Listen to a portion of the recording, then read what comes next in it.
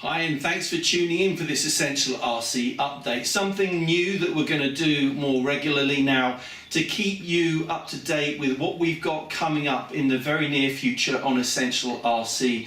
But before we do that, let's have a quick recap of all the great stuff, some of the great stuff that we've covered over the recent months. So starting off very quickly with trainers. So we looked very recently at this WLToys F949. Out of the box you get everything that you need, including the transmitter and the charger. All you need is to put 6 AA's in this transmitter. It's a rudder elevator type trainer and it flies amazingly well. If you'd like to see the flight test of that, you'll see a card appear at the top of the screen now. If you want something larger, then you might want to look at the HobbyKing Tuff Trainer 2. It's indestructible. It's made of EPP foam, which means if you do crash it and you do damage it, the foam material will tear rather than crush, which makes it amazingly resilient. It takes seconds to put together. Everything's already installed. You just have to put in your receiver, you have to have your flight battery, a 3-cell pack if I remember correctly, and you have to have your transmitter, all of which are available from hobbyking.com.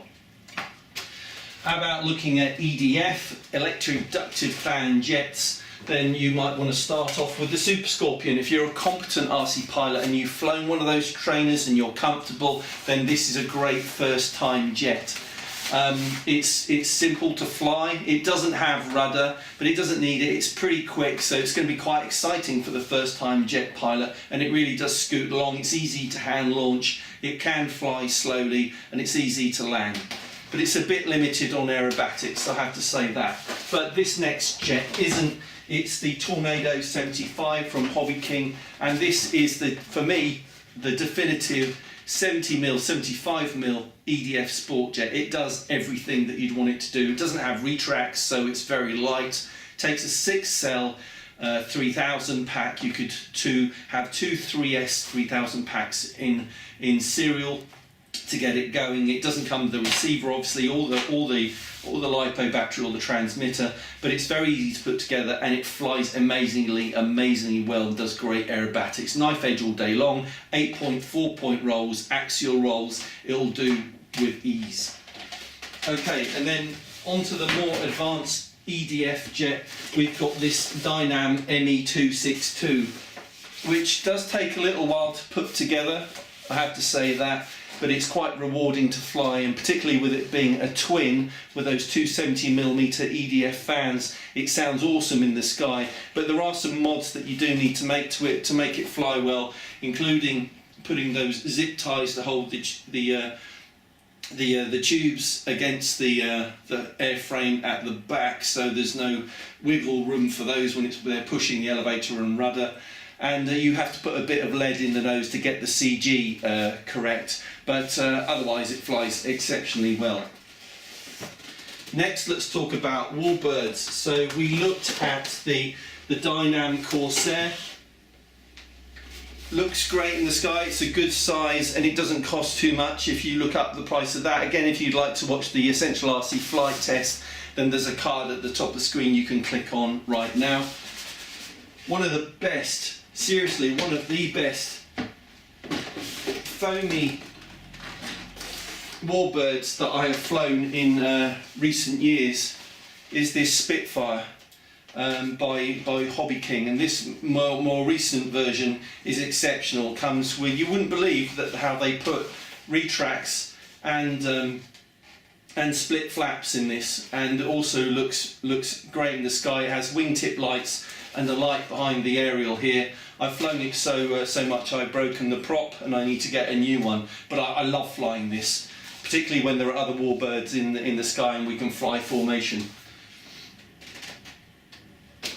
At the back here you can see the 11 Hobby T28, and that, again, that is an amazingly good model, flies really well, but it's more aerobatic than the Spitfire. You could almost fly it as well as a normal aerobatic model. It'll do 4-point rolls, axial rolls, 8-point rolls, fly inverted really well, and it's got flaps and it really slows down nicely for landing. For pure aerobatics, you might want to look at the new Avios Zazzy, which is a much bigger model. It's 1.5 meter, I think, wingspan, and we recently reviewed that. Please watch the Essential RC flight test. I was just knocked out by how well that flew, and it really is, for its size, I couldn't imagine getting anything that would fly better than that. Micro, looking at micro models, how about this? The MicroAces SE5a, and this comes as a kit in a cardboard envelope like that from the guys at MicroAces. It does take a while to build. It will take you 8 to 10 hours to build this, but there is nothing else on the market like this. And after you've put in a few evenings of work, it doesn't just look good, but it flies exceptionally as well. I liked it so much, this SE5a, that I've got a Fokker that I'm going to build for a rainy day project when the weather keeps me indoors and I can fly that. Quads, so we've looked at a lot of toy quads over recent months, but getting on to more serious quads and FPV, we looked at the Inductrix 200 FPV drone, and I've flown this a lot. It comes with the camera, comes with a battery, and I bought a spare as well. It's very easy to set up, brilliant instructions from Blade and Horizon Hobby for setting it up with a Spectrum transmitter, and I've had a lot of fun with this. The camera is not particularly high resolution, and I've twinned it up with these really good entry-level Quantum Cyclops goggles from HobbyKing, and they work really well for what you pay for them. But looking ahead, what I've done now is invested in these rather cool looking Fat Shark Dominator 3 HD2 goggles that have an amazing, I mean, this is top of the range stuff, and comes with everything that you need to fly, you know, professional FPV racing, which obviously I'm not anywhere at that level. I'm at beginner level, but I believe in investing in good kit when you're going to fly you know, drones and quads quite a lot, and that's what I'm going to be doing.